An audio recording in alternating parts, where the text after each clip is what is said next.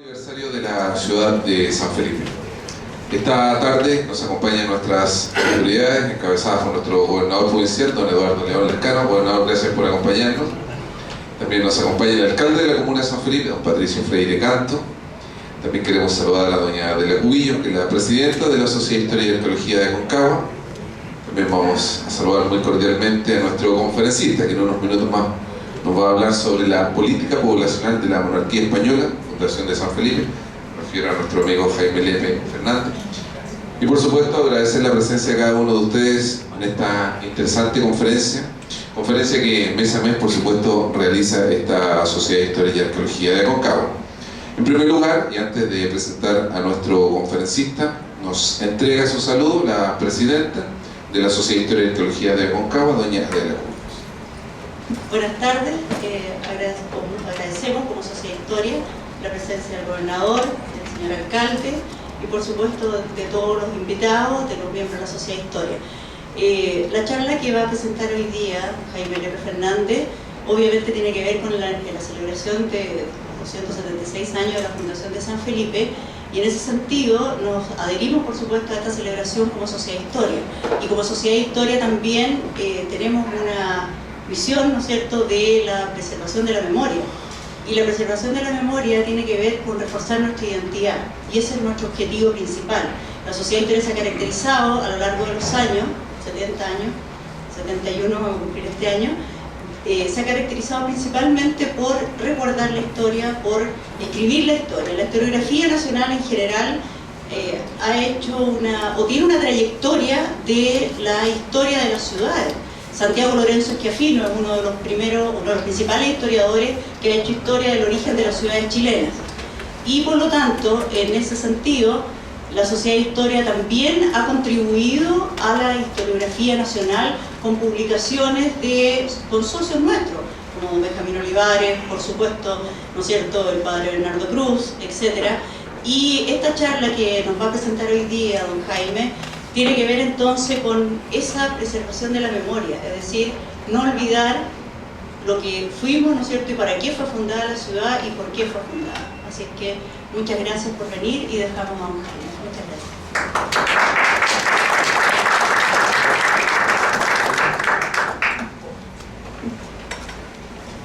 Muchas gracias, presidente. A continuación voy a dejar con todos ustedes a un abogado sanfilipeño que inició sus primeros estudios en el Instituto Don Cifuentes, también en el Colegio San Pedro Nolasco, en el Liceo de Hombres y también el Instituto Chacabuco de los Andes. En 1965 ingresa a la Escuela de Derecho de la Universidad de Chile y 6 años más tarde, en 1971, obtiene su título de abogado. En 1968, y siendo un alumno de la Cátedra de Derecho, obtiene una beca del Departamento de Estado de los Estados Unidos para participar en un seminario de Derecho Internacional en la Universidad de California. Luego es invitado a participar en la Academia de Derecho Internacional de La Haya, realizada en Buenos Aires en el año 1972. Además, ha participado en diferentes instituciones de servicio público como Rotary Club de San Felipe, la Junta para el Progreso de San Felipe de Aconcagua y presidente de la Sociedad de Historia y Arqueología por varios periodos, y actualmente se desempeña como juez de policía local. Don Jaime Lepe Fernández se ha caracterizado por ser un estudioso de la historia universal y especialmente de la importancia de San Felipe en el contexto de nuestra independencia nacional. Hoy nos va a presentar la conferencia Política Poblacional de la Monarquía Española, la Fundación de San Felipe. Recibimos entonces a don Jaime Lepe Fernández, a quien desde ya agradecemos por supuesto estar con nosotros en este ciclo de conferencias que realiza la Sociedad de Historia y Arqueología, pero más aún en una fecha tan significativa para los sanfelipeños como es nuestro aniversario. Don Jaime.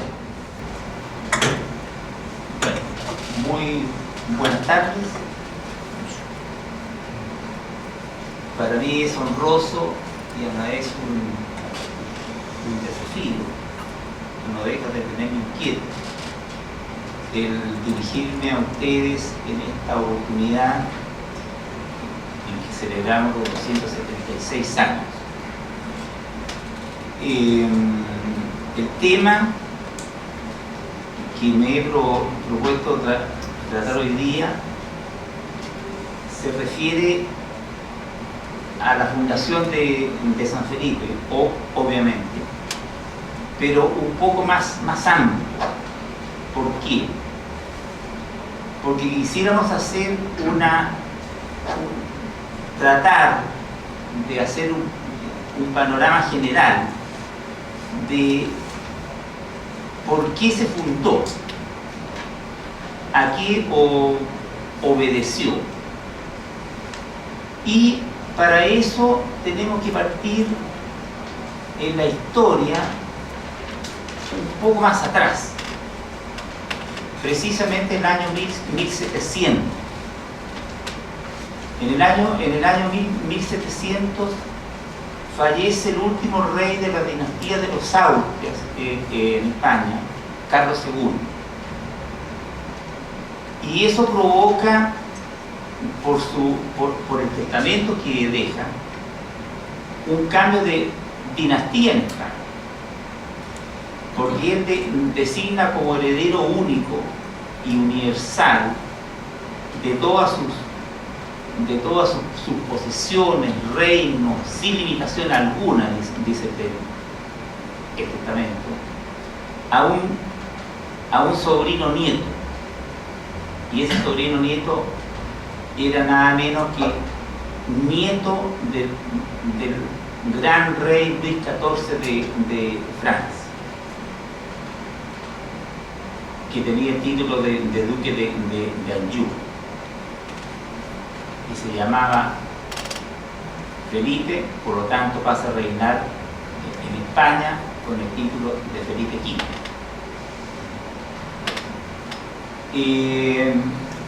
¿Y por qué sobrino nieto? Porque tanto Luis XIII se había casado con una princesa española como Luis XIV. Por lo tanto, la monarquía española con la monarquía francesa estaban unidas por un parentesco muy estrecho. Y este cambio de dinastía no se produjo pacíficamente, sino que provocó una guerra que se la conoce como la Guerra de Sucesión Española, que dura 14 años y que termina con la paz de Utrecht en 1713 primero, pero definitivamente con la paz de Rastatt en 1714. Y en virtud de esta guerra, digamos, Felipe V, quizás victorioso, Felipe V cuando asume como rey, digamos, no cumplía los 17 años, le faltaba un mes. Y llega a España en abril o mayo de 1701. Por lo tanto, empieza a gobernar en España inmediatamente. Producto de estos tratados, digamos, España pierde algunos dominios europeos, pero los recupera después. Ahora, ¿por qué empiezo con esto? Porque esto está entroncado con un fenómeno político histórico que es fundamental en la historia europea y universal, que es el fenómeno de la Ilustración y el fenómeno del despotismo ilustrado, que se va a ver acentuado en la España borbónica por su tendencia centralista. La monarquía francesa fue tremendamente centralista y ya imbuida de los principios de la Ilustración y del despotismo ilustrado, va a imponer este criterio de gobierno en la monarquía de España. Ahora, ¿Qué significa esto? ¿Qué trascendencia política práctica tiene? La trascendencia política práctica es que el despotismo ilustrado se traduce en que los reyes ya no van a gobernar ejerciendo el poder solamente pretendiendo regir con justicia, sino que van a gobernar con una divisa que es la de hacer felices a los vasallos. Así lo dice Federico II de Rusia, Felipe V, ya en una real cédula o real orden de 1716, Carlos III, su hijo del segundo matrimonio que lo hereda, que lo sucede después. Y todos esos reyes dicen que su misión en la vida es el servicio de Dios, el servicio mío y la felicidad de mis vasallos. Y esta felicidad de los vasallos, ¿en qué se va a traducir?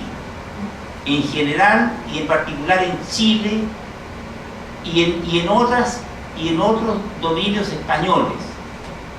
Se va a traducir en monarquías realizadoras, en monarquías que van a tratar de transformar los distintos reinos. Y en Chile, y aquí entroncamos con la política fundacional, se va a traducir en un tremendo esfuerzo que realiza la monarquía española a lo largo del siglo XVIII, principalmente con Manso de Velasco, don Domingo Ortiz de Rosas y don Ambrosio Higgins. Esto es prácticamente desde 1739 hasta 1796, año en que don Ambrosio Higgins es nombrado virrey en Perú.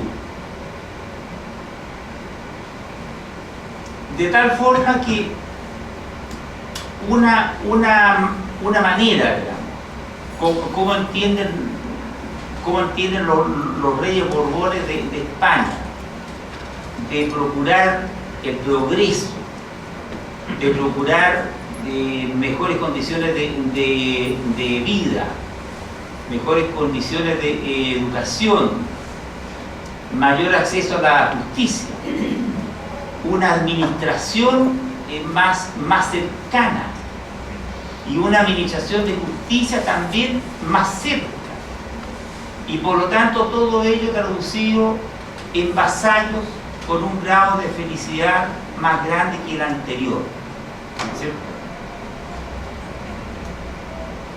Y para eso hay que pensar y tener presente qué es lo que era Chile al despuntar el siglo XVIII.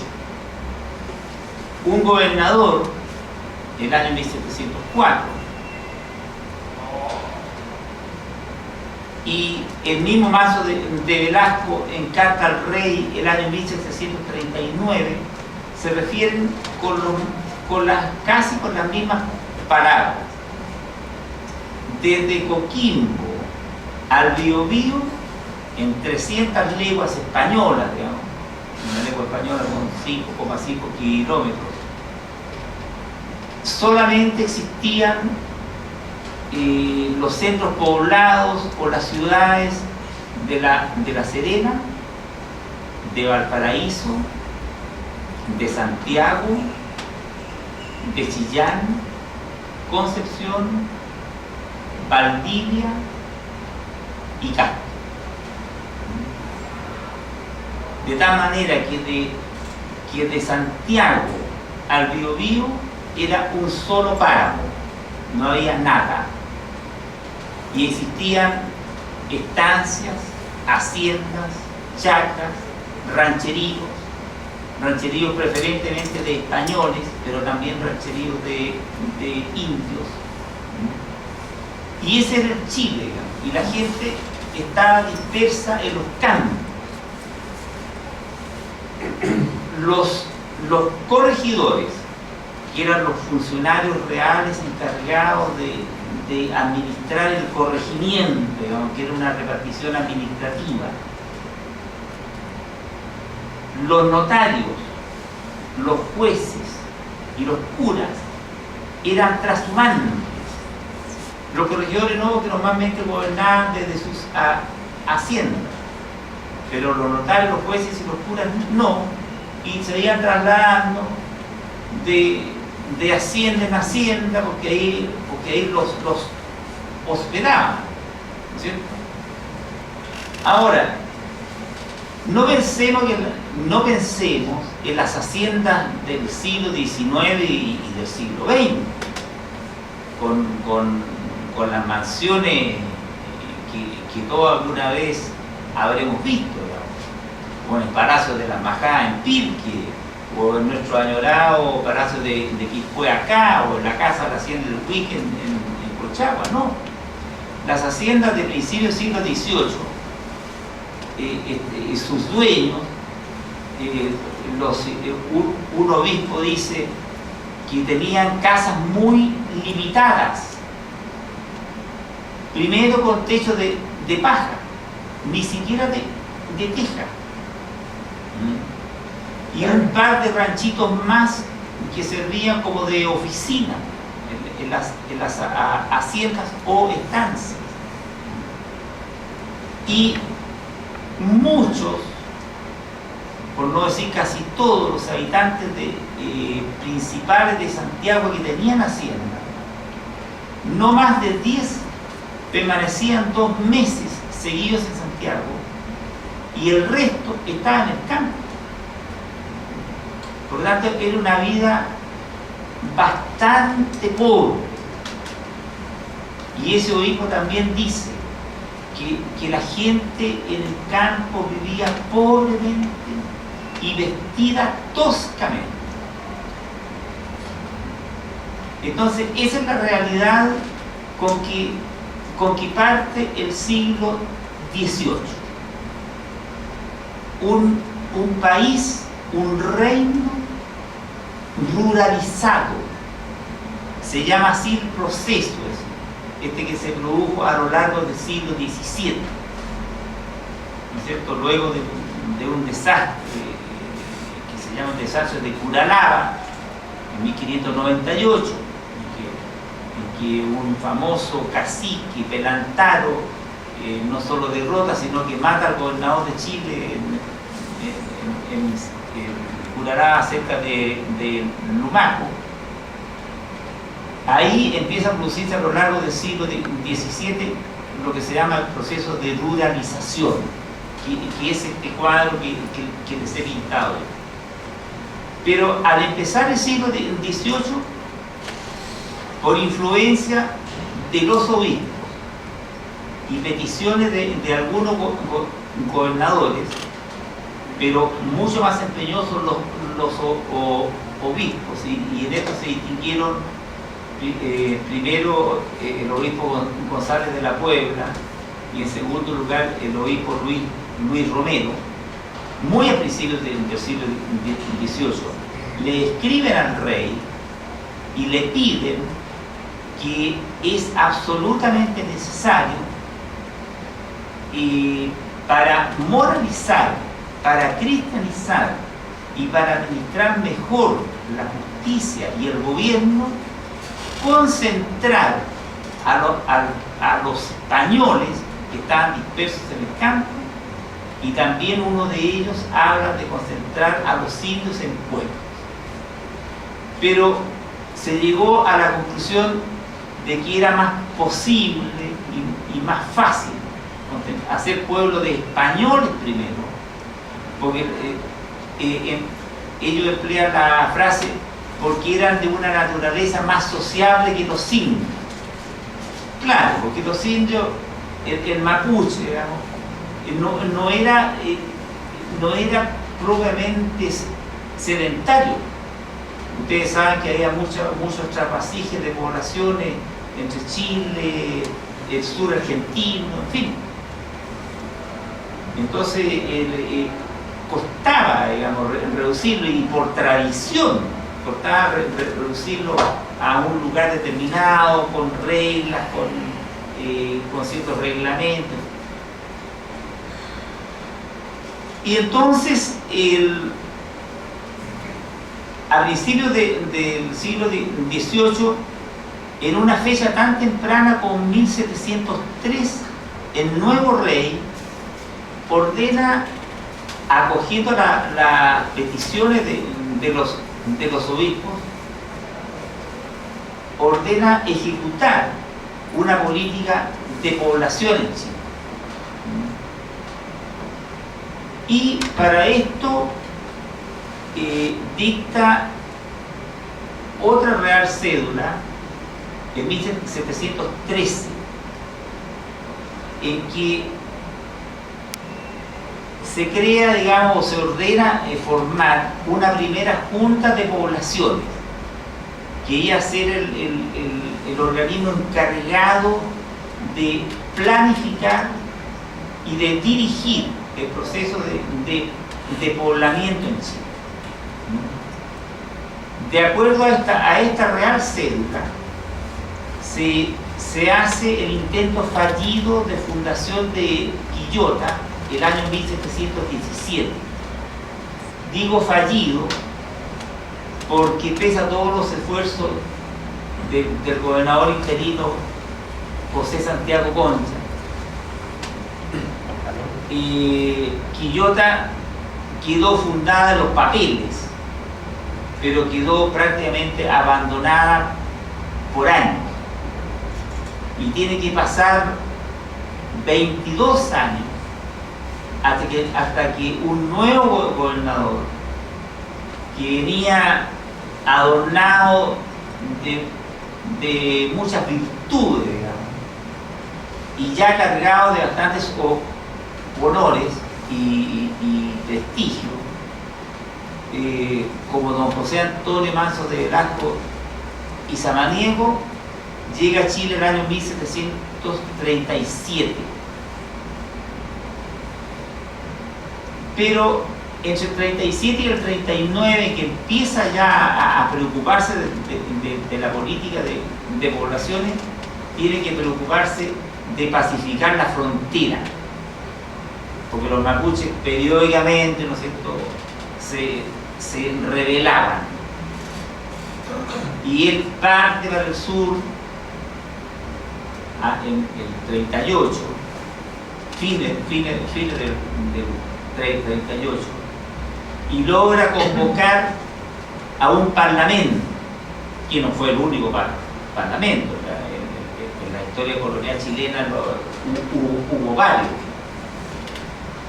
y se reúne el famoso Parlamento de Tapigüe a principios del año 1739, y ahí se llega a un tratado que significaba pacificar, digamos, la frontera. Inmediatamente de ocurrido esto, Manso de Velasco queda con las manos libres para dedicarse a lo que verdaderamente él quería hacer, con la autorización plena del rey, que ya había dictado ya otras reales cédulas,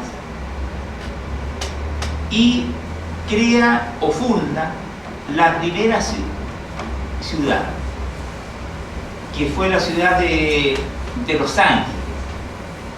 Pero la ciudad de Los Ángeles no es propiamente no fue propiamente una ciudad, sino que fue más bien una plaza militar, por razones obvias, porque estaba en plena frontera, y la misión de la ciudad de Los Ángeles era ser el bastión, ¿no es cierto?, de defensa del dominio español en la frontera. Y luego de fundado Los Ángeles, funda San Felipe. Y la fundación de San Felipe fue muy importante, porque la fundación de nuestra ciudad sirvió de modelo y fue como el programa que se aplicó en todas las fundaciones posteriores. Tenemos que tener presente que Mazo de Velasco fundó 9 ciudades, de norte a sur, no cronológicamente.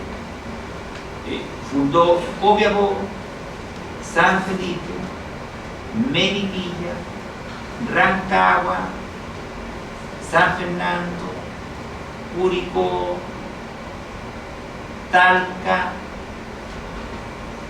Cauquenes, parece que me falta una, y Los Ángeles.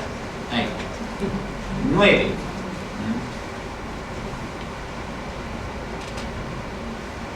Y para la fundación de las ciudades,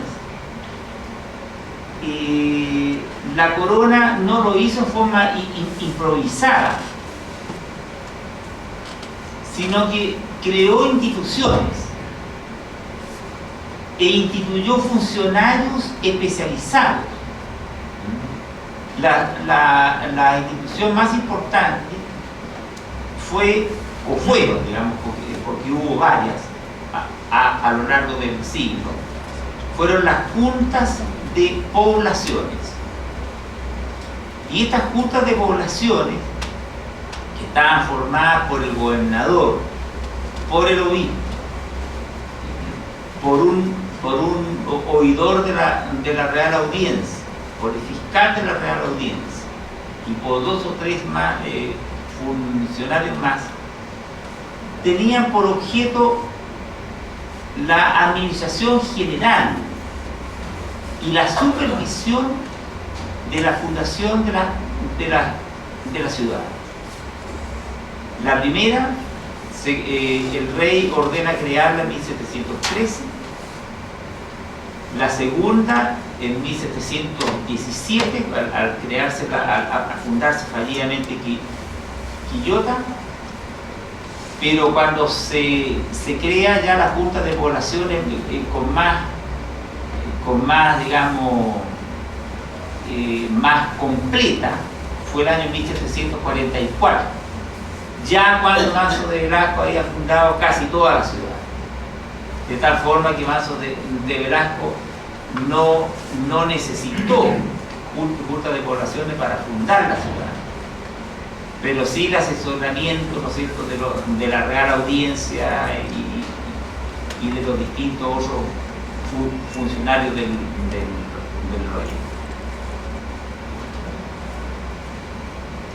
reino. Esta junta de poblaciones funcionan un tiempo, luego a partir del año 1752 dejan de funcionar y pasan como 15 años en que tanto el gobernador Ortiz de Rosas como posteriormente don Ambrosio O'Higgins pudieron contar con la asesoría y las directrices que esta junta daba. Ahora, ¿cuáles eran los funcionarios especializados? En primer lugar, lo que se llamó el protector de las villas. Respecto de cada villa que se iba fundando, el gobernador nombraba a un protector, que era el funcionario con autoridad para cautelar y controlar el gasto de los fondos que el gobierno colonial invertía en la fundación, ¿no es cierto? Ya sea comprando terrenos, haciendo obras públicas, fabricando, como se decía en ese tiempo, ¿no es cierto?, las principales casas para el gobierno, para el cabildo, en fin. De tal manera que era un funcionario importante. Ahora, ¿quiénes desempeñaron el cargo? Principalmente oidores de la Real Audiencia. Se recuerda principalmente a tres: al señor Recabarren, que era oidor decano de la Real Audiencia; a don Clemente Trasgaviña; y en el caso de San Felipe y de Quillota, a don Juan de Balmaceda. Don Juan de Balmaceda fue protector de las villas de San Felipe y protector de la villa de Quillota, cuando ya Quillota había sido fundada definitivamente. Otro funcionario importante, y quizás con más poderes respecto de cada villa, fue el superintendente de una villa. El superintendente era el funcionario que tenía la supervisión directa y la responsabilidad directa en la fundación y en la construcción de la villa. Él ya no estaba para controlar los gastos, sino que era el que tenía en la práctica que tomar las decisiones y ejecutar las instrucciones que el gobernador en cada caso le daba para la construcción de las villas. En el caso de San Felipe, el primer superintendente fue el marqués de la Cañada Hermosa de San Bartolomé, que era el maestre de campo don Luis Marín de Poveda. Él fue nombrado, creo que el 5 o el 6 de agosto de 1740. Y el gobernador Mazo de Velasco, al nombrarlo, le encomienda, le da una serie de instrucciones que tenía que seguir escrupulosamente en la construcción de esta villa. Y el otro organismo importante, que era que existía en toda la ciudad, ¿no es cierto?, era el Cabildo. El Cabildo, que en el caso de San Felipe no es nombrado en el acta de fundación, sino que Mazo de Velasco dice que se nombrará después. Así como igualmente el escudo de armas, ¿no es cierto?, también se dice que se otorgarán posteriormente. Ahora, hay que ver que cuando Mazo de Velasco decide fundar San Felipe, convoca a los principales vecinos del corregimiento de Aconcagua. El corregimiento de Aconcagua estaba formado por los partidos de Curibón, de Santa Rosa, de Aconcagua, de Yayay y de Putaén. Entonces hace la convocatoria el día 30 de julio de 1740 para el día 31 en el convento de Santa Rosa de Viterbo de los franciscanos recoletos de Curibón. Y ahí el día 31 se hace la primera reunión en que el gobernador expone, ¿no es cierto?, que el objetivo de esa reunión es tratar sobre la conveniencia y tomar acuerdo de dónde se va a fundar una villa que agrupe a toda la población dispersa, principalmente española. Aquí había pocos indios. Y ahí se presentó la situación distinta a otras tantas, en que dos personas ofrecieron donar tierras, las tierras suficientes para la fundación. Distinto a otras partes, digo, como ocurrió en Linares y en Quillota y en los Andes, en que los vecinos tuvieron que pagar por los solares. Aquí no. Y aquí las personas que ofrecieron donar tierras fueron un hacendado poderoso de Curimón, don Gabriel de Sotos. Y en San Felipe, el que ofreció donar tierra, el maestre de campo, don Andrés de Toromazote Hidalgo. Ahora, ¿cómo decidió el gobernador? Primero, haciendo lo que se llamó una visita de ojos, los días 1 y 2 de agosto. Se tomó 2 días para recorrer el valle de Curimón y al otro día el valle de Aconcagua, que era o sea, la ribera norte del río Aconcagua se le conocía como valle de Aconcagua, propiamente tal.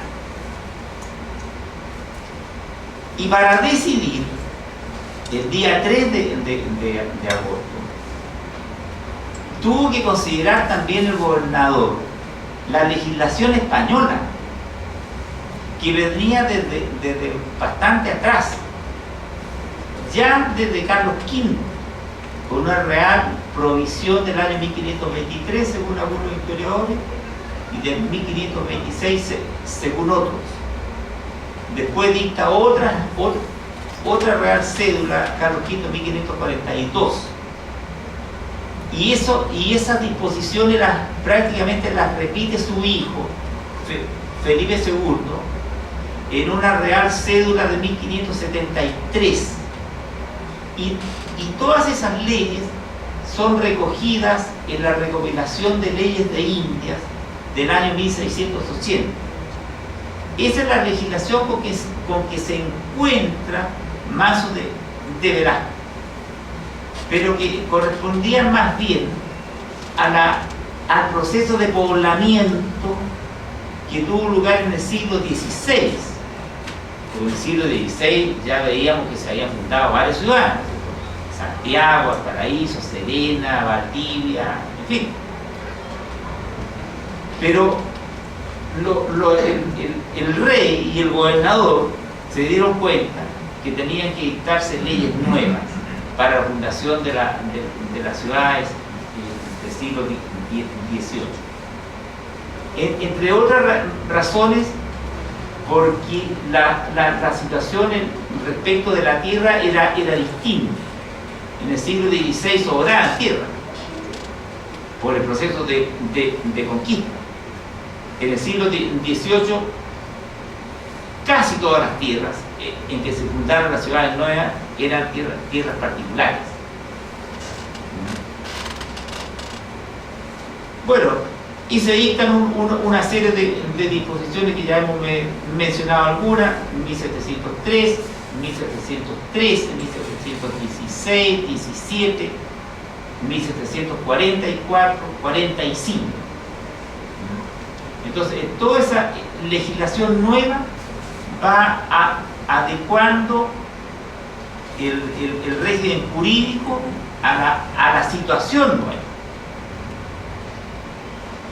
Pero uno de los argumentos más importantes que tomó Mazo de Velasco para decidir fundar aquí San Felipe estaba en la real provisión de Carlos V de 1523 o 1526, que decía, entre otras cosas, que las poblaciones, ¿no es cierto?, tenían que fundarse en lugares elevados, pero no tanto, de tal manera que aprovecharan los vientos para tener un buen aire, y también que tenían que estar cerca de caminos, que tenían que estar cerca de agua, que tenían que estar cerca de bosque para la madera, para las construcciones y para leña. Y lo más importante fue que estas leyes de Carlos V ordenaban que una población si había un río, el sol al salir tenía que dar primero en el pueblo y luego en el agua. Y eso ocurre en San Felipe y no ocurre en Curimón, porque aquí cuando sale el sol da primero acá y después en el río. En Curimón es al revés, da primero en el río y después en el pueblo. Entonces esas fueron las razones legales y se puede decir técnicas, ¿no es cierto?, para la época que tuvo el gobernador para decidir fundar San Felipe aquí y no allá. Y el acta de fundación de San Felipe se redactó y se firmó en el convento Santa Rosa del Viterbo en Curimón y tiene la fecha exacta del 3 de agosto de 1740. Durante algún tiempo acá se pensó de que la fecha 3 de agosto era una fecha un poco convencional, que se creía que había sido el 4. Incluso yo leí en algunos trabajos de profesores universitarios incluso, que afirman que el acta en realidad se firmó el 4. No. Ahora conocemos eso porque están en el Archivo General de Indias en Sevilla y también en el Archivo Nacional en Chile, los autos o el expediente de la Fundación de San Felipe, en que entre otros documentos está el acta de fundación fechada precisamente el día 3 y no el 4. Bueno, y ahí en esa acta Mazo de Velasco dice que cumpliendo las instrucciones del rey y para mayor gloria de Dios, para mayor gloria del rey y para mayor felicidad de los vasallos, volvemos al ideal ilustrado, ¿no es cierto? Se ha decidido fundar un pueblo de españoles con el objeto de servir mejor a Dios, tener una mejor evangelización, de cristianizar, de tener una mejor administración de justicia, de tal manera que los pobladores vivan en sociabilidad y en política.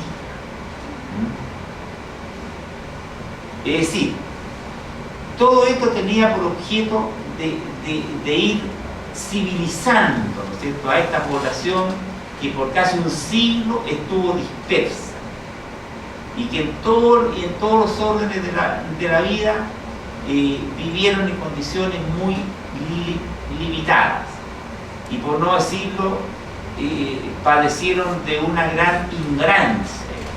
Entonces todo este poblamiento tenía, entre otras cosas, eso: mejorar las condiciones de vida integralmente.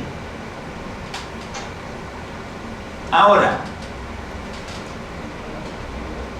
don Andrés de Tormasot Hidalgo, al donar los terrenos, entró en conflicto con la orden mercedaria. ¿Por qué? Porque el padre de él don Andrés de Tornasote Cifuentes, que había establecido el mayorazgo en 1718 sobre la estancia San Buenaventura de Panquehue y sobre unas casas en Santiago, había prometido donar, o había donado, digamos, unos terrenos que comprendían esto a la orden de la Merced para beneficiar. Y cuando don Andrés de Tornasote dona estos terrenos para la Fundación de San Felipe, tiene que negociar con la orden de la Merced para llegar a un acuerdo, y porque así se lo exige el gobernador. La negociación duró todo el mes de agosto y terminó con una reunión de las principales autoridades de la orden en su convento en Santiago el día 24 de septiembre de 1740. Y ese día se aprueba el ofrecimiento que había hecho don Andrés de Tornasote e Hidalgo para compensar la donación de esta tierra para la fundación de la ciudad, que se le restara a la donación que había hecho su padre a esa obra. Y el ofrecimiento no fue poco, consistió en la construcción de un templo alajado con objetos de plata, todos los ornamentos para la sacristía del templo, y en la construcción del convento, que es lo que conocimos nosotros, digamos, a 2 cuadras de la plaza.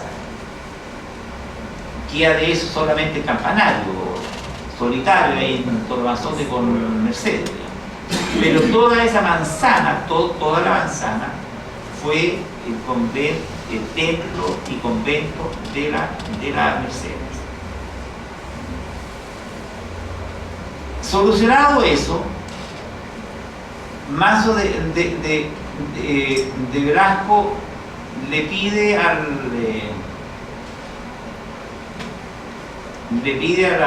Andrés de Tornasote que se haga entrega de las tierras. Pero antes de eso, don Andrés de Tornasote Hidalgo tuvo que hacer una escritura de donación de las tierras.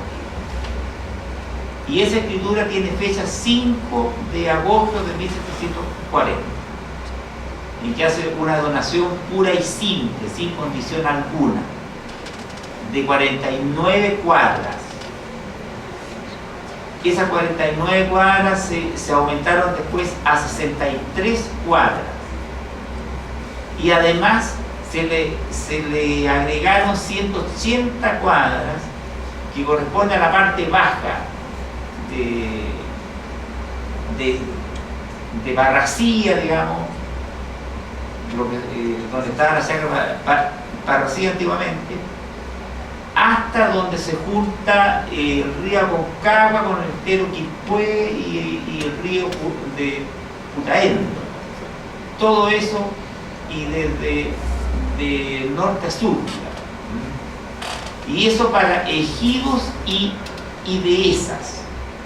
Esto es para lugares comunes del pueblo, y las dehesas, ¿no es cierto?, lugares donde se dedicaba al cultivo del pasto, y donde normalmente se conservaba el ganado del pueblo. Todo esto el gobernador tuvo que dar cuenta al rey y formar todo un expediente, ¿no es cierto?, y mandarlo para que el Consejo de Indias lo estudiara y el fiscal del Consejo de Indias emitiera un informe aprobándolo, observándolo o rechazándolo. Todas las fundaciones de Manso de Velasco fueron aprobadas, absolutamente todas. Ahora, quisiera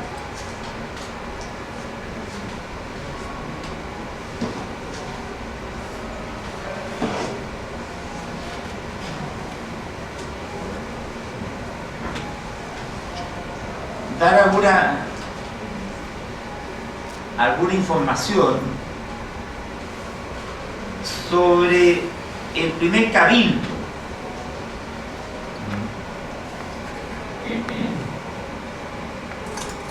El primer cabildo que se nombró en San Felipe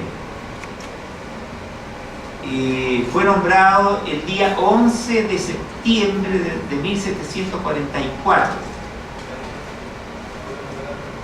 y estuvo integrado por un alcalde ordinario, don Jerónimo de Camus, un alférez real, don Andrés de Gamboa y Ahumada, los regidores don Manuel de Soto y Santibáñez y don Luis Amuchástegui, el alcalde provincial don José Urigoitía. Esos fueron los integrantes del primer cabildo, se puede decir del primer municipio, digamos.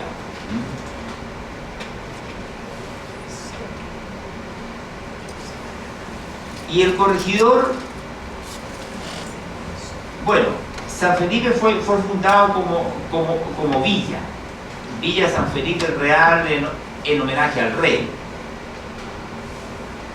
Y con posterioridad, 30 años después, en el año 1770, el corregidor don Francisco Javier del Canto solicitó al rey don Carlos III el título de ciudad, y este título se concedió por una real orden expedida en el Palacio del Pardo el 1 de abril del año 1770, ocasión también en la que se le dio a San Felipe su escudo de armas, que es el que conocemos, que es tan bonito. Un profesor de dibujo de nuestro liceo, Eduardo Lascano, hizo hace prácticamente 60 años atrás o 55 años atrás, lo dibujó, digamos, de acuerdo a las más estrictas normas heráldicas, y ese escudo, ese dibujo fue aprobado por don Juan Luis Espejo Tapia, gran historiador nuestro, ¿no es cierto?, académico aquí, académico en España, que una de cuyas especialidades era la heráldica. Y ese es el escudo oficial de la ciudad de San Felipe, que figura en todos los documentos.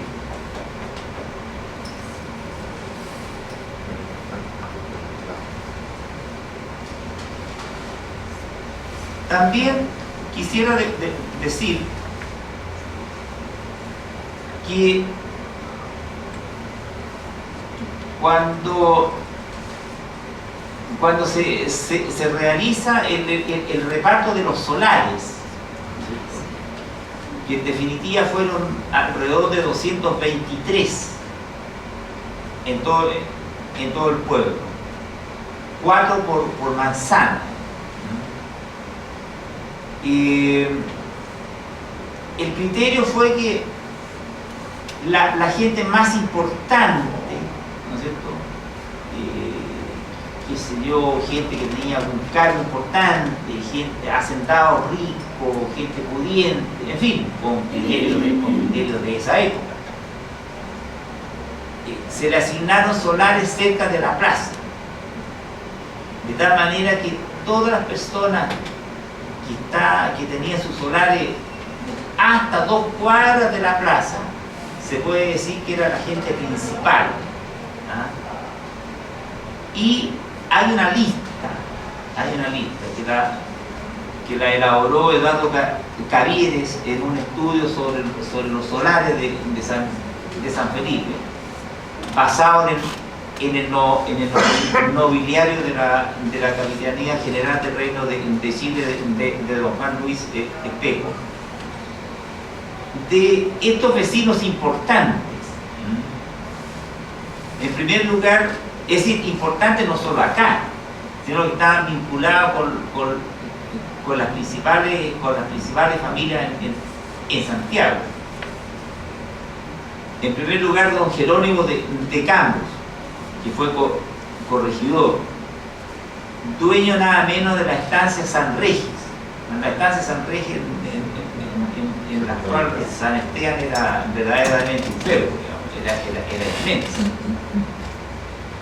Luego don Bernardo Echeverría, que también fue corregidor. Una dama, doña María Santibáñez, dueña de la estancia de Catén. Luego don Bernardo Martínez de Luco, tenía 2 solares, y dueño de la estancia de Montenegro. Esta estancia de Montenegro estuvo situada entre el río Aconcagua, el estero Quilpué y el cerro del Almendral. O sea, era bastante extensa.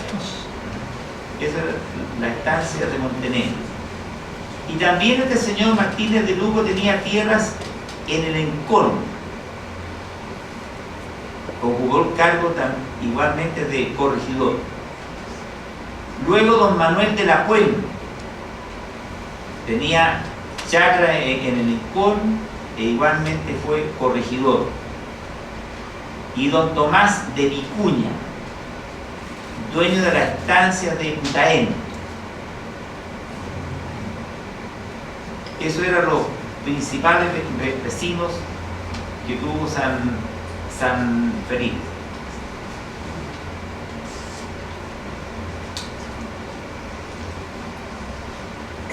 Bueno, eso es lo que les podría decir yo de la Fundación de San Felipe, de la política fundacional. ¿Alguna consulta, pregunta, duda? Primero vamos a hacer a Jaime una